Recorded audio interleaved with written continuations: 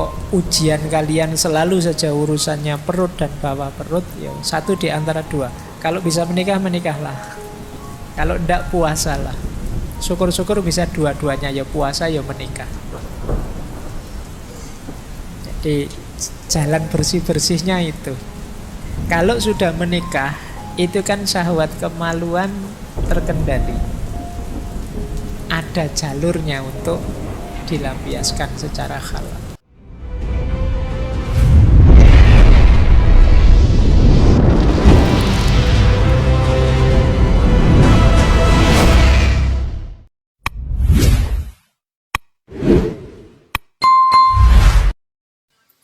Oke, bismillah. Assalamualaikum warahmatullahi wabarakatuh.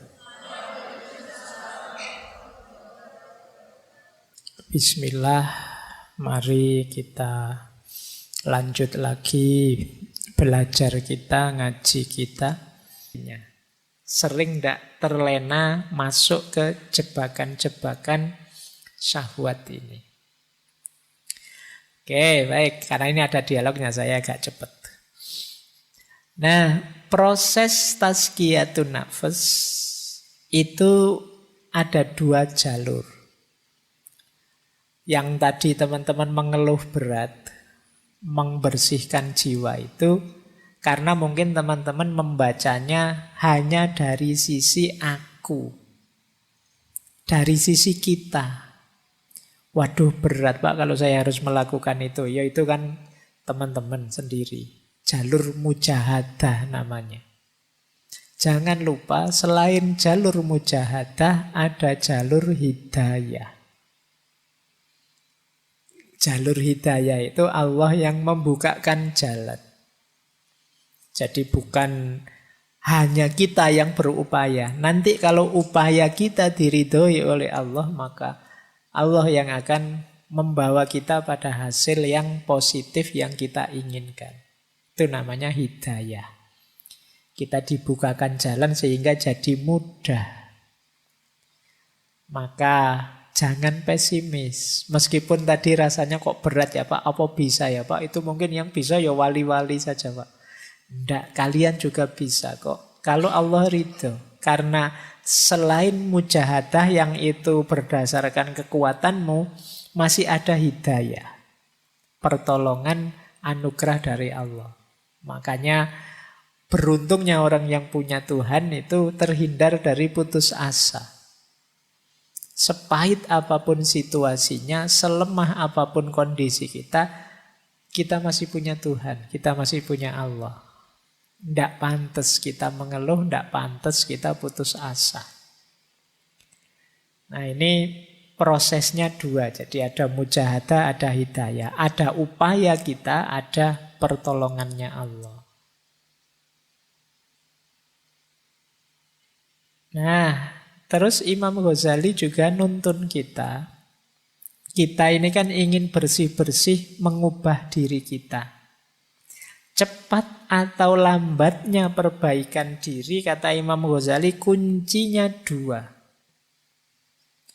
Yang pertama, watak dasar kita dan lamanya kita pada kondisi sebelumnya. Yang kedua, kekuatan, kehendak, keyakinan, dan kesabaran kita. Ada orang yang watak dasarnya pemarah. Dan puluhan tahun dia jadi orang pemarah. Nah, ini untuk berubah jadi sabar lebih lama. Tidak masalah, tapi bisa, pasti bisa. Manusia itu tidak ada yang paket tidak bisa diubah. Pasti bisa, cuma prosesnya agak lama.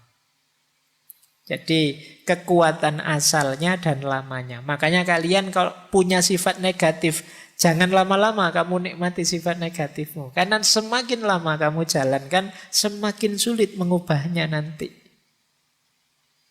Jadi kalau sadar itu jelek, segera latihan untuk berubah. Ternyata aku itu cerewet ya. Oh yuk latihan. Biar tidak cerewet gimana caranya? Mungkin latihan agak pendiam. Entahlah kamu pakai strategi apa kamu tutup mulutmu, atau kamu ben enggak cerewet lagi. Nah ini namanya latihan untuk mengubah. Dan ini memang prosesnya tidak sederhana. Tidak semudah diceramahkan. Kamu harus memulai kemudian secara sabar mengubah diri pelan-pelan.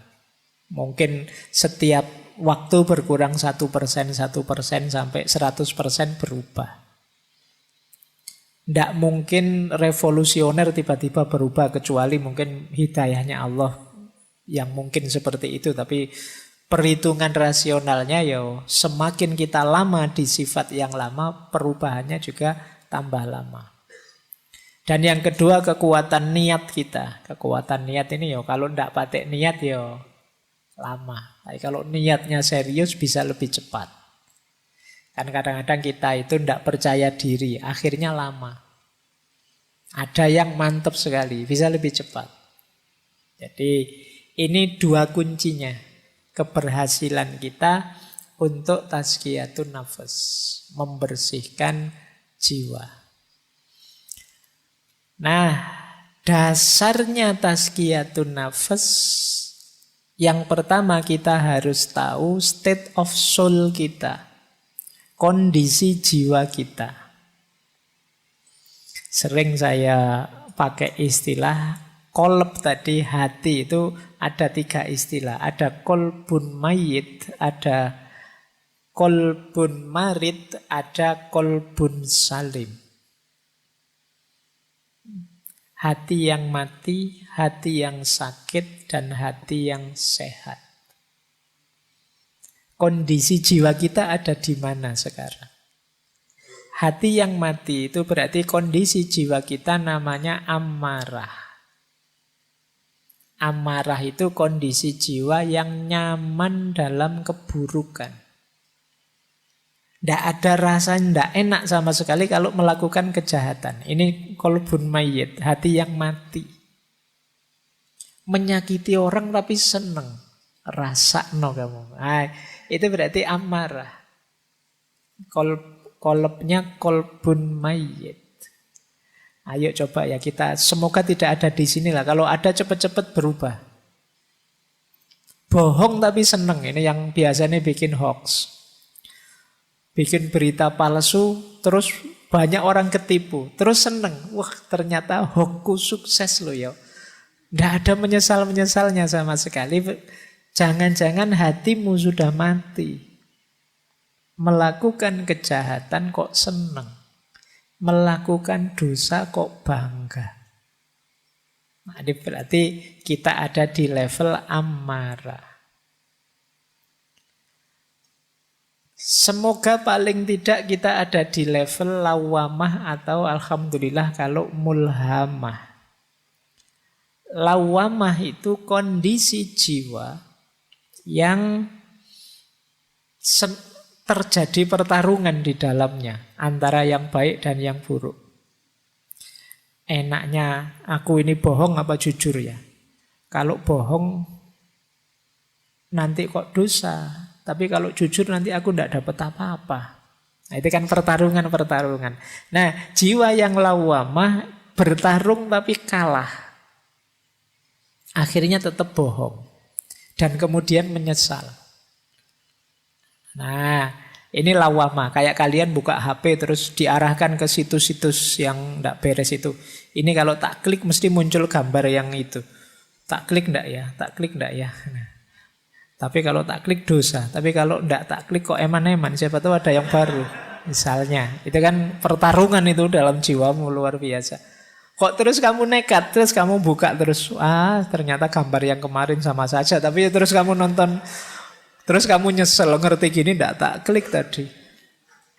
Kamu sering nyesel karena melakukan kesalahan, jiwamu lawamah. Lebih bagus daripada amarah karena kalau amarah kamu tidak menyesal sama sekali. Kalau lawamah kamu tahu itu dosa dan menyesal. Alhamdulillah kalau sudah mulhamah. Mulhamah itu ya satu akar kata dari alhama yulhimu ilhaman. Dianugerahi oleh Allah ilham untuk milih kebaikan. Pertarungan ya, terjadi pertarungan. Milih yang benar apa yang salah dan kamu milih yang benar. Ini berarti kondisi jiwa yang mulhamah. Lebih positif. Tapi baik lawamah maupun mulhamah namanya kolbun marid. Hati yang masih sakit, masih ada penyakitnya, masih ada kotorannya. Buktinya apa? Masih ada pertarungan dalam jiwamu. Hati yang benar-benar sembuh, levelnya adalah mutmainnah. Kalau mutmainnah, tidak ada pertarungan lagi. Otomatis kamu akan milih yang baik. Kok ada tawaran di HP seperti tadi, langsung ditinggal, tidak pengen nyoba-nyoba. Jadi kamu menghindari yang jahat dan nyaman dengan yang baik. Jiwamu jiwa mutmainnah. Ini yang disebut kolbun salim. Nah, sebelum bersih-bersih coba kamu cek. Kalau jiwamu kondisinya amarah, kolbun mayit, perjuanganmu agak berat. Karena kamu harus menghidupkan lagi hatimu. Kamu harus, kalau komputer itu kamu harus mereset terus diinstal ulang. Tidak bisa tiba-tiba ditambahi perbuatan-perbuatan atau cuma di uninstall beberapa softwarenya. Ini mungkin install total itu harus dibuang semua, isinya diganti yang baru. Dan ini berat. Kalau kamu ada di kolbun marid, hati yang sakit, karena masih ada kotoran-kotoran sedikit-sedikit, nah di sini tazkiyatun nafas yang tadi kita sampaikan bisa dipakai tips-tipsnya. Alhamdulillah kalau sudah mutmainnah. Kalau sudah mutmainnah tinggal menjaga istiqomahnya. Nah, jadi dasarnya ini ya nanti coba dicek. Wah, saya sudah istiqomah Pak. Ya alhamdulillah, meskipun aku tidak percaya. Ya, coba lah kamu cek sendiri nanti. Kalau masih ada kotoran-kotoran, ayo dibersihkan. Baik, saya lanjut lagi. Ini strategi yang disampaikan oleh Imam Ghazali dalam Ihya. Untuk melakukan tazkiyatun nafas, jalannya 3. Yang pertama ilmu dan keyakinan, yang kedua riyadoh, dan yang ketiga mujahadah. Masing-masing ulama nanti punya tips, punya jalan sendiri-sendiri. Kalau ini saya ambil dari Ihya. Yang pertama apa? Ilmu. Tentu saja harus tahu ilmunya. Makanya malam hari ini itu kita konteksnya konteks ilmunya masihan. Kita belajar bagaimana tazkiyatun nafas yang pas, yang cocok, yang benar, yang sesuai. Jangan sampai kita ingin bersih-bersih malah mengotori. Mungkin karena sapunya tidak cocok. Nah, di sini perlunya ilmu. Kalau sudah dapat ilmunya, mantaplah, yakinlah. Kalau masih ragu-ragu, kalau masih belum yakin, ya agak berat. Apa-apa itu kalau setengah-setengah, yakinnya kan tidak maksimal. Jadi kalau sudah dapat ilmunya, yakinlah, baru kemudian riyadoh. Riyadoh itu makna letternya sebenarnya latihan. Nah, Imam Ghazali mengutip gagasannya, ada banyak yang dikutip. Saya ambil 2. Yahya bin Mu'az Ar-Razi dan Sufi besar Sahal Al-Tustari. Kalau riyadoh versi Syekh Yahya bin Mu'az Ar-Razi, yang dilakukan apa? Menjaga makanan, menahan mata, mengendalikan mulut, dan pemaaf. Jadi menjaga makanan berarti puasa lebih simpel. Atau makan jangan berlebihan. Kemudian tidur juga jangan berlebihan. Menahan mata. Kemudian mengendalikan mulut. Dan pemaaf. Jadi kata Syekh Yahya bin Mu'az ini strategi-strategi ini efektif untuk detok. Membersihkan kotoran-kotoran kolbu. Kalau Syekh Sahal mirip saja, mengempiskan perut, menyedikitkan tidur malam, tidak banyak bicara dan menjauh dari manusia. Kenapa harus menjauh dari manusia? Ya mana godaan paling berat itu manusia. Godaan dari makanan saja mungkin tidak terlalu menggoda, tapi begitu ada manusianya yang bareng makanan itu bisa sangat menggoda. Kamu puasa, ada es teh di depanmu sak gelas, itu biasa. Tapi begitu ada orang minum es teh di depanmu, itu kan rasanya beda. Jadi ya agak jauh lah. Manusia itu memang makhluk penggoda yang luar biasa. Jadi kata para sufi, yo, agak menjauh sebentar. Ya mungkin semacam uzlah atau yang agak berat namanya kholwat. Dalam rangka apa? Bersih-bersih dulu. Nanti kalau sudah bersih, terjun sudah tidak mudah terpengaruh lagi. Ini namanya riyadhah. Riyadhah itu latihan. Ya memang kalau latihan itu berat. Tapi kalau tidak dilatih, kita tidak tangguh. Maka ya memang harus siap ada pengorbanan-pengorbanan. Mengorbankan waktu, tenaga, mengorbankan biaya mungkin dan lain sebagainya. Tapi harus mau latihan. Tidak senang-senang saja, tidak bisa. Pak, saya ingin tasfiyatun nafas tapi jalur santai gitu loh Pak. Yang senang-senang yang itu ya. Ya tidak jadi tasfiyatun nafas nanti.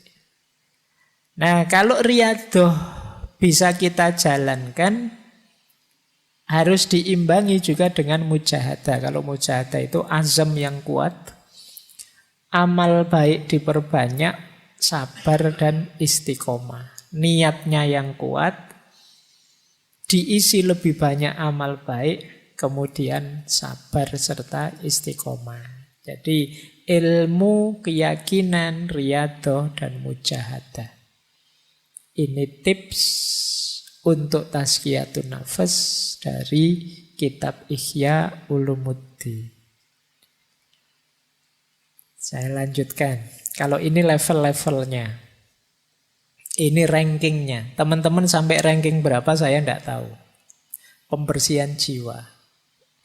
Ini dalam tasawuf, ya tentu saja bersih-bersih paling dasar itu bersih dari dosa, maksiat. Ini kelas 1. Kelas 1 maksudnya kelas paling awal ya, bukan kelas 1 itu kelas VIP. Jadi kelas paling dasar. Kalau kita masih belum bisa bertarung melawan dosa dan maksiat, ya naik ke level atasnya masih berat. Jangan dibantah biasanya terus, Pak manusia itu kan wajar, makhlul khotok wan nisyan Pak. Ngayalmu kan sering begitu. Iya, tapi maksudnya sirna segala dosa itu di batin kita tidak ada niat, tidak ada keinginan secara sengaja melakukan dosa. Tidak nabrak norma secara sadar. Itu level awal. Tahu salah ya dihindari.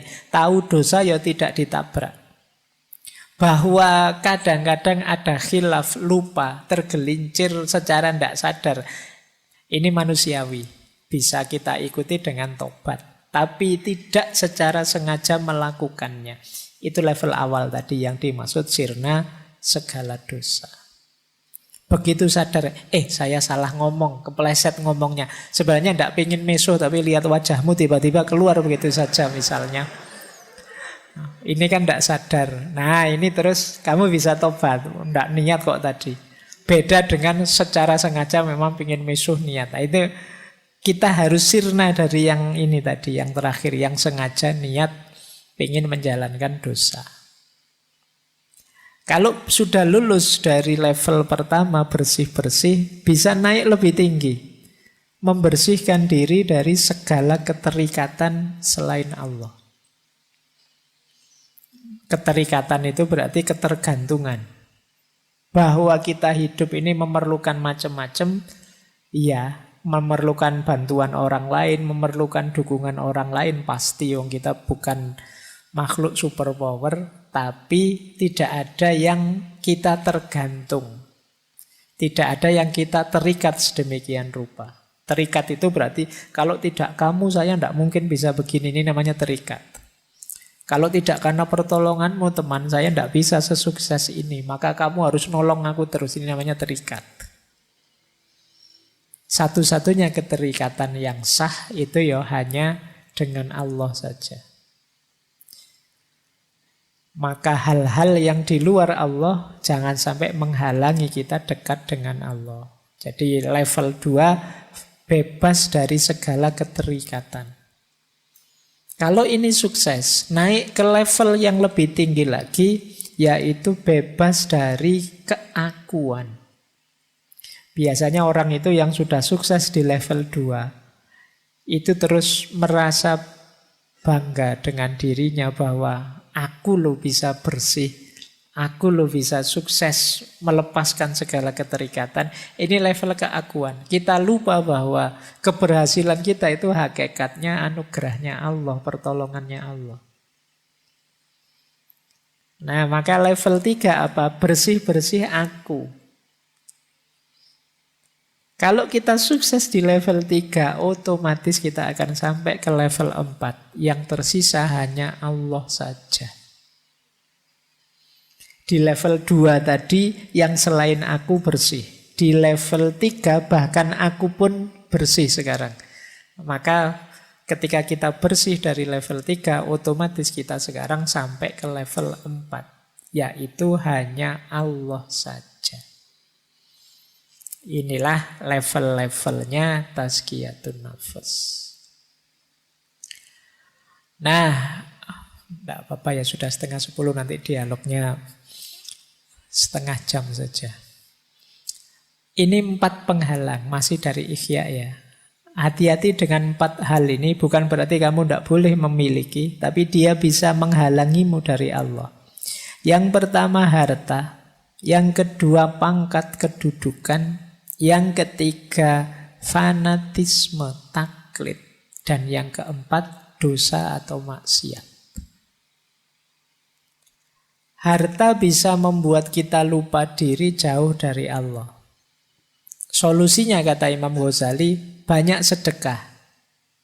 Jangan kemaruk. Sisakan yang kita butuhkan saja. Itu mengatasi biar harta tidak jadi penghalang kita dari Allah. Pangkat juga begitu. Biar tidak menghalangi kita dari Allah, mari, tidak apa-apa kita punya pangkat tinggi, punya kedudukan, punya karir bagus, tapi jangan bermewahan, jangan mencari pujian orang, jangan mencari merendahkan orang dan lain sebagainya. Menganggap orang lain lebih rendah. Ingin terkenal, ingin dipuji, ingin bermewahan. Jadi hartanya sekian ratus M misalnya, karena jadi pegawai pajak misalnya. Tidak salah itu, mungkin ya diperoleh, mungkin jalurnya resmi, cuma itu yang disebut bermewahan. Bermewahan itu mungkin jalurnya legal, tapi akan menghalangi kita dari yang hak, dari Allah. Kenapa? Karena kita sibuk dengan harta.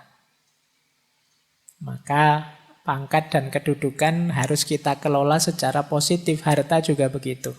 Ada lagi yang menghalangi kita dari hak, fanatisme, taklid. Baik pada kelompok, aliran, orang, tokoh, atau siapapun. Ini bisa jadi hijab kita untuk dekat kepada Allah. Bisa menggeser orientasi harusnya ke Allah, tapi ke yang kita takliti atau kita fanatiki. Dan yang keempat tentu saja maksiat. Maksiat itu pasti akan jadi hijab kita dari Allah. Baik, masih ada. Ini petunjuk praktis, nanti teman-teman coba direnungi ya. Ini menarik, Imam Ghazali memberi petunjuk praktis dalam Ihya. Ini saya agak merangkum dari kitab Ihya. Kotorannya apa, jalan bersih-bersihnya apa. Yang pertama kata Imam Ghazali, kotoran jiwa dalam aspek syahwatnya perut dan bawah perut. Jalan tazkiyatun nafasnya 2. Yang pertama puasa. Yang kedua menikah. Nah, jadi kok ujian kalian selalu saja urusannya perut dan bawah perut, ya satu di antara dua. Kalau bisa menikah, menikahlah. Kalau enggak, puasalah. Syukur-syukur bisa dua-duanya, ya puasa, ya menikah. Jadi jalan bersih-bersihnya itu. Kalau sudah menikah, itu kan syahwat kemaluan terkendali. Ada jalurnya untuk dilampiaskan secara halal. Syahwat perut bisa dikendalikan lewat puasa. Jadi maka bersih-bersih syahwat perut dan kemaluan bisa lewat puasa, bisa lewat menikah. Kalau kotoran yang muncul dari lisan, dari mulut, ada 4 jalannya. Yang pertama tafakkur, yang kedua zikrullah, yang ketiga muhasabah, muraqabah, mujahadah, agak berat. Yang keempat ingat mati. Padahal ini cuma mulut saja, berarti betapa bahayanya mulut itu. Jalan bersih-bersihnya banyak. Tafakkur itu kita sibukkan pikiran kita dengan Allah dan kekuasaan dan keindahannya. Itu tafakkur. Ketika kita sibuk dengan Allah, mulut kita ya tidak akan ngomong yang aneh-aneh lagi. Atau sudahlah daripada ngomong yang aneh-aneh, mulut kita secara sengaja kita buat pikir saja, aman sudah. Atau muhasabah, muraqabah, mujahadah. Ini sederhananya adalah kita sadar Allah selalu mengawasi. Ini membuat kita terjaga. Mau maki-maki, diawasi Allah, malu saya. Mau ngomong jelek, malu saya. Ini muraqabah. Bisa untuk obatnya penyakit lisan. Dan yang keempat, ingat mati. Jadi kita sadar bahwa akhir hidup kita pasti maut, mati. Dan kita tidak tahu kapan hadirnya itu. Maka akan lebih mengontrol diri kita. Terus yang ketiga, kalau ada penyakit marah, dengki, iri hati, jalan tazkiyatun nafasnya yang pertama dengan sabar dan syukur, memaafkan dan kasih sayang, yang ketiga membaca Al-Quran.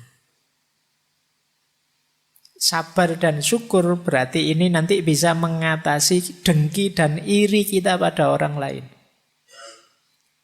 Jadi kita itu kan marah pada orang sampai kemudian kita dengki dan iri padanya karena kita tidak sabar terhadap dia. Kalau kita bisa menghidupkan kesabaran dan kita bisa bersyukur dengan apa yang kita miliki, kita tidak akan iri. Apalagi kita bisa memaafkan dan berkasih sayang dengan orang lain, kita tidak akan marah, dengki, dan iri. Kalau masih sulit, ayo sibuk mengaji saja, baca Al-Quran. Biar pikiran kita tidak kotor isinya kemarahan, kedengkian, iri hati.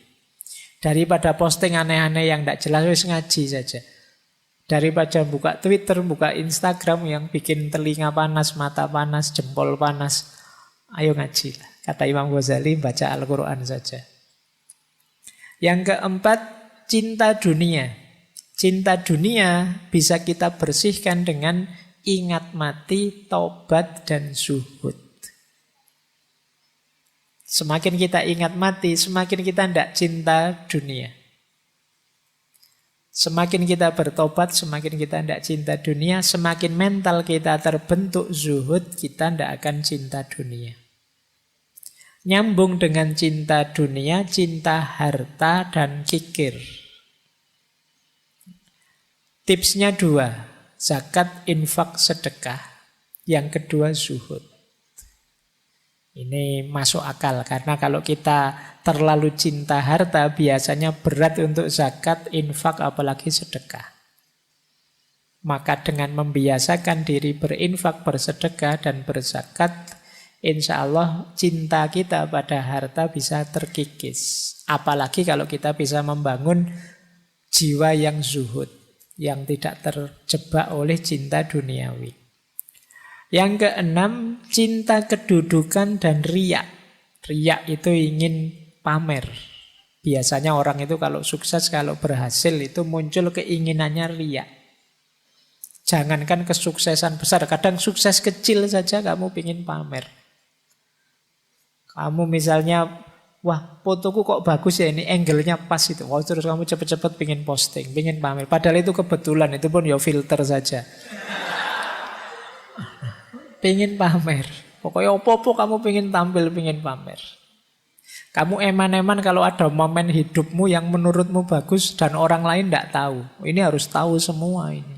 Nah, kamu dapat nilai A misalnya, kamu foto itu di anumu, terus kamu besarkan, kamu alhamdulillah ternyata usaha tidak mengkhianati hasil misalnya. Nah itu kamu hari ini itu wes kelakuanmu begitu. Kata Imam Ghazali, mental pamer ini bisa dididik dengan uzlah. Uzlah itu menjauh sebentar.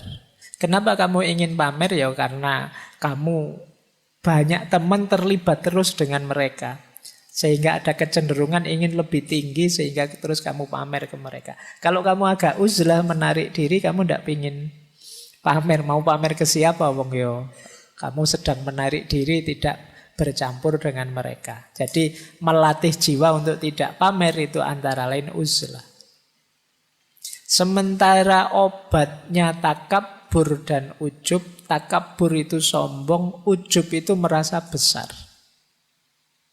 Takabur itu merasa lebih tinggi dari yang lain, ujub itu merasa diri luar biasa. Lupa bahwa semuanya anugerahnya Allah. Itu obatnya 3, tauhid, tafakkur, dan sholat. Pak, saya sudah rajin sholat loh Pak, tapi rasanya kok masih sombong Pak, sholatmu kurang beres. Karena sholat itu harusnya tanha anil fahsya wal mungkar. Baik, ini nanti coba ya teman-teman praktekkan. Kalau ini lebih praktis dari Imam Ghazali. Coba kita punya penyakit jiwa apa, kotoran jiwa apa, kemudian kita coba membersihkannya dengan tips-tips dari Imam Ghazali tadi. Terakhir, saya akhiri dari Syekh Abdul Qadir Jailani dari Sirrul Asror. Hati-hati, mungkin kita sudah merasa beres, tapi jangan sampai ada penyusup. Penyusup itu kita tidak sadar masuk. Yang pertama apa? Marah. Karena yang kalian inginkan tidak terjadi, terus kalian marah. Begitu marah itu masuk, kata Syekh Abdul Qadir Jailani, ini seperti cuka yang merusak madu. Dia akan merusak keimanan kita pada Allah. Orang marah itu kan orang yang tidak terima, kok ini yang terjadi. Ini marah dia. Hati-hati, marah itu penyusup yang merusak jiwa. Begitu kalian sadar sedang marah, cepat-cepat dinginkan diri, menjauh sebentar. Yang kedua, hasud, dengki. Tidak terima kalau orang yang dia benci sukses. Tidak suka kalau orang yang dia benci mendapatkan keuntungan. Hasud, kata Syekh Abdul Qadir Jailani, membakar kebaikan seperti api membakar kayu. Yang ketiga, ghibah. Wow, ini hari ini kan peradaban kita peradaban gosip. Ghibah. Kalimatnya Syekh Abdul Qadir Jailani ngeri dalam Sirrul Asror. Ghibah itu jauh lebih buruk daripada zina. Nanti kalian renungi ya, efek destruktifnya ghibah. Gosip itu bisa merusak tidak hanya orang yang melakukan ghibah atau yang bersangkut dengan ghibah, itu bisa menyebar kemana-mana sampai level nasional, bahkan mungkin bisa ada gosip level internasional.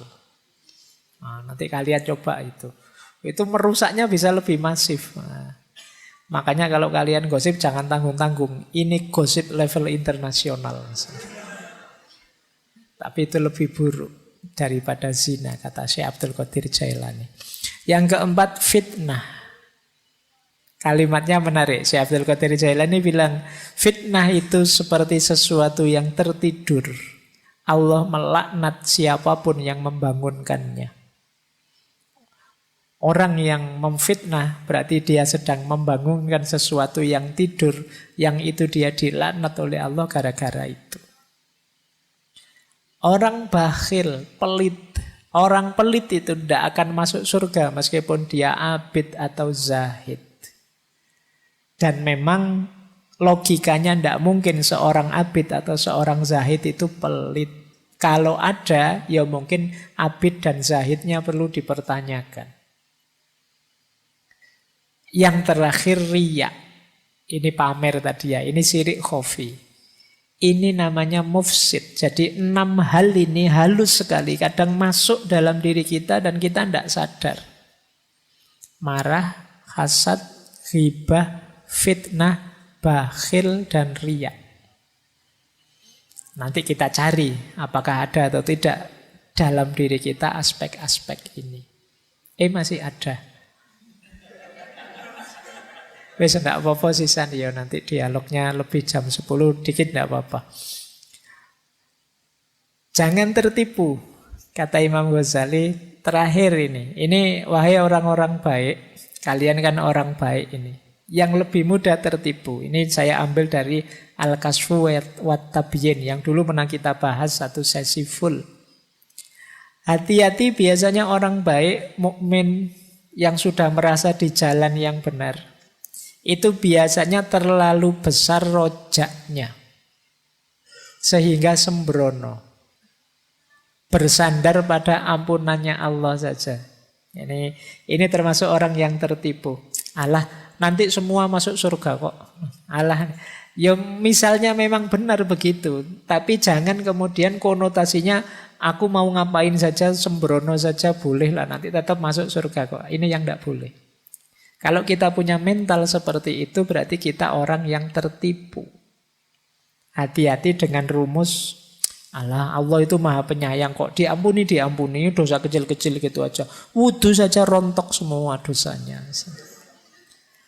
Bahwa mungkin dengan wudu dosa kita rontok, tapi yang bahaya adalah kesembronoan kita, peremehan kita pada dosa-dosa.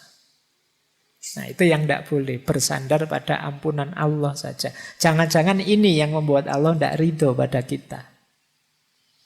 Kata Imam Ghazali yang kedua, bersandar pada kebaikan gurunya atau orang tuanya. Gurumu sih hebat, tapi kan tidak mesti kamu sehebat dia kalau tidak menjalankan amal baik sebagaimana mereka. Orang tuamu juga hebat, tapi mengandalkan orang tua, mengandalkan guru tidak cukup. Hari ini kan sering itu di medsos itu pertandingan. Wah, lebih bagus ustadzku dong. Wah, lebih lurus guruku dong. Wah, lebih... Nggak, guru-guru kalian itu orang hebat semua, orang canggih semua, pasti orang-orang soleh semua. Yang penting kalian itu loh, sudah meneladani apa dari mereka? Sudah mendekatkan kualitas dirimu selevel mereka atau belum? Kata Imam Ghazali, barang siapa mengira dirinya selamat dengan ketakwaan ayahnya, berarti ia sama dengan orang yang mengira dirinya akan kenyang jika ayahnya makan, atau merasa hilang dahaganya jika ayahnya minum. Yo, bapaknya yang makan terus kita yang kenyang, apa bisa begitu, kata Imam Ghazali. Ya ustadzmu hebat, orang tuamu hebat, tapi kalau kamu hanya membanggakan mereka dan tidak ngapa-ngapain, yo kamu tidak selevel mereka. Tidak berarti kamu selamat dengan mengikuti ustadz yang hebat yang selamat. Karena kuncinya selamat itu ya dengan menjalankan kebaikan-kebaikan seperti mereka. Tidak hanya sekedar followernya. Pak, saya sudah subscribe loh Pak. Tidak hanya itu. Kalau sekedar subscribe terus selamat itu ya, kamu subscribe saja orang baik-baik, para aulia, para ulama, terus mesti selamat. Tidak begitu rumusnya. Mereka itu teladan, kamu tiru, kamu serap ilmunya untuk peningkatan kualitas dirimu. Orang tertipu yang lain, kata Imam Ghazali, merasa amalnya lebih banyak yang baik. Jadi merasa amal baiknya lebih banyak. saya itu lebih banyak amal baiknya, Pak. Saya tidak tahu, jangan-jangan yang hadir malam hari ini juga diam-diam merasa saya itu orang baik kok, Pak. Berarti kebaikan saya lebih banyak. Kata siapa? Kata Imam Ghazali, seperti orang yang meletakkan 10 dirham di satu sisi timbangan dan 1000 dirham di sisi yang lain. Namun dia menginginkan timbangan tersebut condong ke arah timbangan yang berisi 10 dirham. Ini adalah kebodohan yang luar biasa, kata Imam Ghazali. Akan lebih positif kalau kalian merasa masih harus banyak nambah kebaikan. Karena orang yang merasa amal baiknya lebih banyak itu biasanya terus males-malesan. Tidak terlalu semangat melakukan kebaikan. Itulah mengapa disebut orang yang tertipu. Dan terakhir, banyak orang yang menghitung amal baiknya saja. Yang jeleknya tidak dia hitung. Begitu dia puasa, begitu dia sholat malam, begitu dia sodako, diinget-inget terus, dihitung terus. Tapi yang dia maki-maki orang, dia ngambil barangnya orang, dia korupsi kecil-kecilan, tidak dihitung. Ini akan jadi orang yang tertipu, akan jadi kotoran dalam jiwa kita. Maka ayo hati-hati, karena jangan sampai kita ini merasa sudah benar, sudah baik, sudah selamat, ternyata belum. Karena sikap mental kita yang keliru. Sebagaimana diingatkan oleh Imam Ghazali.